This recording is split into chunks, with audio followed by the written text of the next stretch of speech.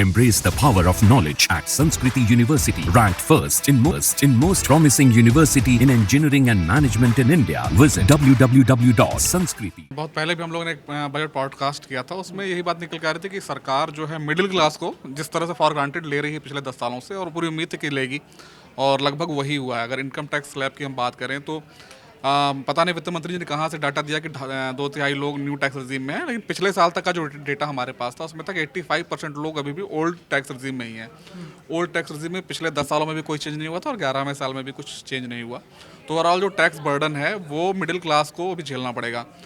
आपको बताते जो इनकम टैक्स से जो गवर्नमेंट की इनकम है वो हमेशा से नंबर 3 पे रहती थी, लेकिन इस सरकार में आज की डेट में जो सबसे अधिक सरकार टैक्स उगा रही है वो इनकम निजी आयकर से, यानी हम लोगों से, मिडिल क्लास और लोगों से उगा रही है। उसको एक बेनिफिट की उम्मीद थी, वो बेनिफिट की उम्मीद नहीं मिली। जो इन्होंने बढ़ाया भी है, जो न्यू टैक्स रजीम में बढ़ाया है, तो बहुत मामूली सा एक जो 50 से 2.5 लाख तक की टैक्स स्लैब को 3 लाख कर दिया है, और साथ में जो स्टैंडर्ड डिडक्शन था वो भी सिर्फ न्यू टैक्स रजीम में 50,000 से बढ़ा के 75,000 कर दिया। साथ में जो शेयर बाजार में एसटीटी को बढ़ाने की बात तो चली थी कि फेंडो में बढ़ेगी, but long term capital gain tax को भी 10% बढ़ा के 12.5% कर दिया है।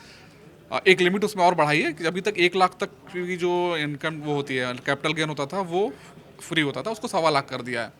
तो वो उतना प्रभावी नहीं है, लेकिन फिर भी एक टैक्स स्लैब बढ़ा है। अगर किसी को 5 लाख रुपए से ज़्यादा का फ़ायदा होता है साल में तो उस पर टैक्स बढ़ेगा। साथ में short term capital gain tax 15% बढ़ा के 20% कर दिया है।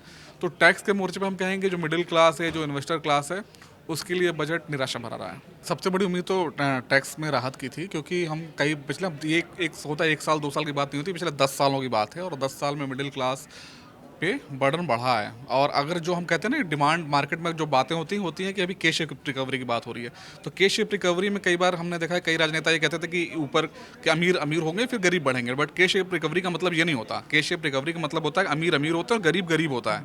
तो जो गरीब गरीब होता है उसकी वजह से डिमांड जा रही है। आज के डेट में जो 2 वर्ग है, देखो गरीब वर्ग तो को सपोर्ट मिलना चाहिए, बिल्कुल ज़रूरी है, लेकिन जो एक्सपेंड होता है ना इकोनॉमी में, एक्सपेंडिचर जो है वो मध्यम वर्ग से आता है, ठीक है, क्योंकि जो आपका अपर वर्ग उसका मास बहुत कम है, बहुत छोटे लोग हैं, मतलब संख्या बहुत कम है, पैसा खूब खर्च कर सकते हैं बट संख्या कम है। तो ज़्यादातर इनकम जो मिडिल और अपर मिडिल क्लास से आती है। बट अगर उनके पास आप टैक्स को आप पैसे नहीं छोड़ेंगे, अगर आप उनकी डिस्पोजेबल इनकम नहीं बढ़ाएंगे तो डिमांड कहाँ से आएगी। और ये सरकार की सब बड़ी समस्या जो हमेशा से आ रही है ना, कि यहाँ सप्लाई साइड पे तो लगातार काम हो रहा है, लेकिन डिमांड बढ़ाने के लिए जो एक इकोनॉमी के स्ट्रक्चरल प्रॉब्लम है ना, वो दूर नहीं हो रही है। और इसकी प्रॉब्लम की वजह क्या है, एक तो आपके जो टैक्स रेट इतने ज़्यादा हैं। अच्छा, आप सिर्फ इनकम टैक्स की बात नहीं है ना यहाँ पे, अगर आप देखेंगे तो आज के डेट में हमने पिछले साल ही एक स्टडी करी थी कि करीब 40% तक जो है आदमी आज के डेट में जो इनकम आ रही है वो टैक्स जा रहे हैं। क्योंकि आप एक इनकम टैक्स लीजिए, इनडायरेक्ट टैक्स में जीएसटी देख लीजिए आप, उसके अलावा पेट्रोलियम पर जो टैक्स है वो बिल्कुल अलग है, वो किसी कहीं काउंट नहीं होता। आज की डेट में पेट्रोलियम पर लगभग 100% टैक्स है, यानी अगर आप 100 रुपये का पेट्रोल डला रहे हैं तो आप 50% ज़्यादा टैक्स भर रहे हैं उसमें। तो ओवरऑल एक आदमी अगर 1 लाख रुपए किसी की मंथली इनकम है, उसकी उसमें से आप 20,000 से 25,000 रुपये तो डायरेक्ट वो टैक्स के रूप में चले जा रहे हैं। तो वो डिस्पोजेबल इनकम कहाँ से आएगी।